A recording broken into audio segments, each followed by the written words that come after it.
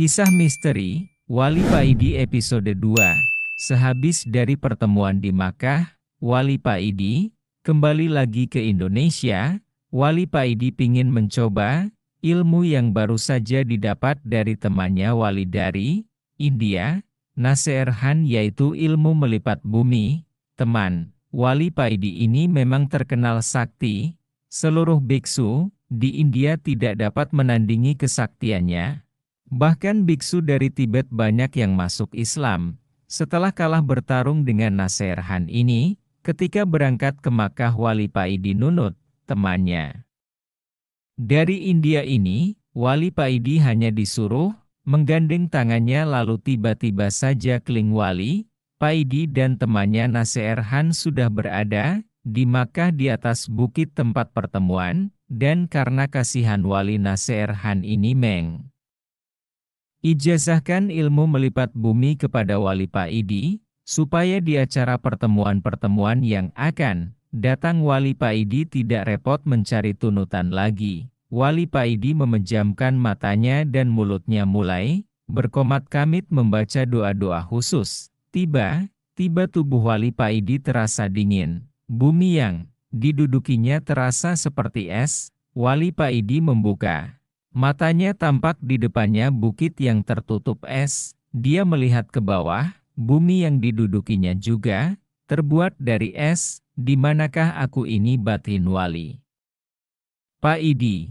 Wali Paidi berdiri, melihat sekelilingnya. Semuanya tampak putih tertutup salju. Wali Paidi berjalan mengitari tempat yang belum pernah dilihat selama hidupnya, sepi tiada orang sama sekali. Lama-lama Wali Paidi mendengar ada orang yang bersenandung membaca sholawat. Wali Paidi dengan langkah perlahan-lahan mengikuti asal suara senandung sholawat tersebut, dan tampaklah di depannya beruang besar putih, membungkuk di tepi sungai mencari makanan ikan segar. Masya Allah, ternyata yang bersenandung itu bukan manusia, tapi beruang putih ini. Wali Paidi berhenti. Beruang putih itu menoleh kepada Wali Paidi dan berkata kepadanya, "Assalamualaikum," ucap beruang itu. "Waalaikumsalam," jawab Wali Paidi dengan perasaan kaget dan heran. "Kamu Wali Paidi ya? Aku tadi dapat kabar kalau nanti ada orang yang kesasar ke sini. Namanya Wali Paidi," ucap beruang itu. Setelah memakan ikan yang baru didapatnya, beruang putih itu melanjutkan, berkata lagi, "Kamu jangan khawatir, memang sudah biasa orang belajar itu tidak bisa langsung menguasai ilmu yang baru didapatnya.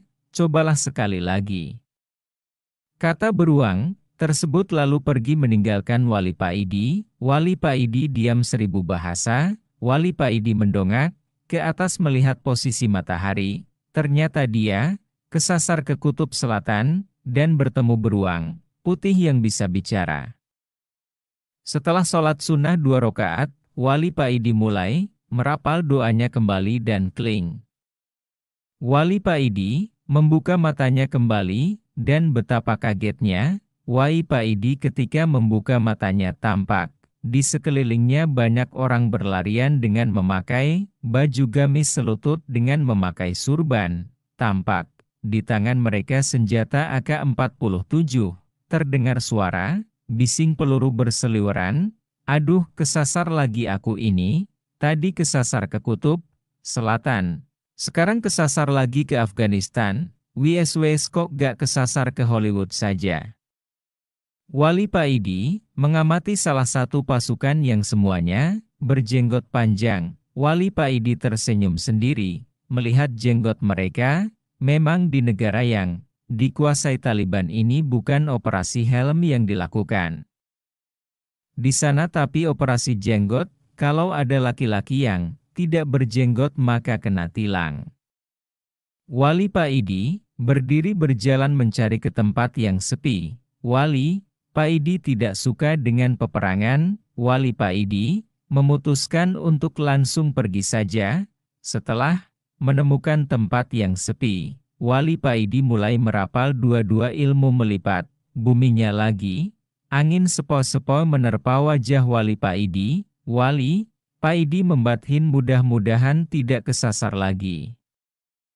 Wali Paidi membuka matanya perlahan-lahan tampak. Di depannya rumah yang terbuat dari kayu. Persis, rumah para transmigrasi di luar pulau. Tidak lama, kemudian keluarlah seorang tua berpeci putih dengan baju takwa dan bersarung melambaikan tangannya, memanggil Wali Paidi. Wali Paidi teringat dengan orang tua ini, beliau adalah Habib Ali Al-Habsyi Pahat Malasya. Yang kemarin juga ikut pertemuan di Makkah. Masya Allah, ternyata aku masih kesasar lagi, batin Wali Paidi.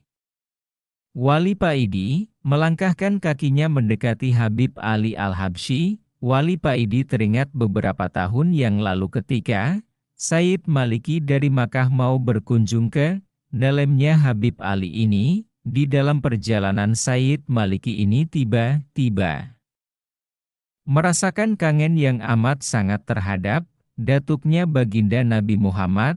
Setelah sampai di depan endalem Habib Ali hanya menyuruh masuk Sayyid Maliki, sedang rombongan yang lain disuruh menunggu di luar.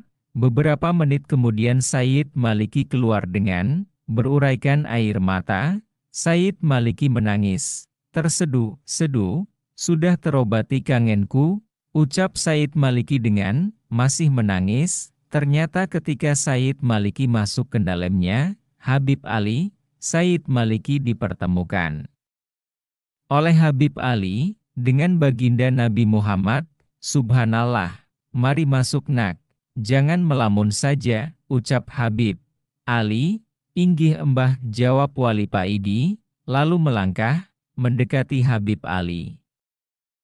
Setelah mencium tangan beliau, Wali Paidi masuk ke endalem. Kamu memang gak bakat dengan ilmu melipat bumi itu nak Paidi, jadi nanti gak usah dicoba lagi, kamu naik pesawat saja dari sini ke Indonesia, kata Habib Ali. Inggih Embah, jawab Wali Paidi. Siapa tahu nanti ketika kamu naik pesawat, kamu bertemu dengan Mulan Jamila yang kamu gandrungi itu, goda Habib Ali.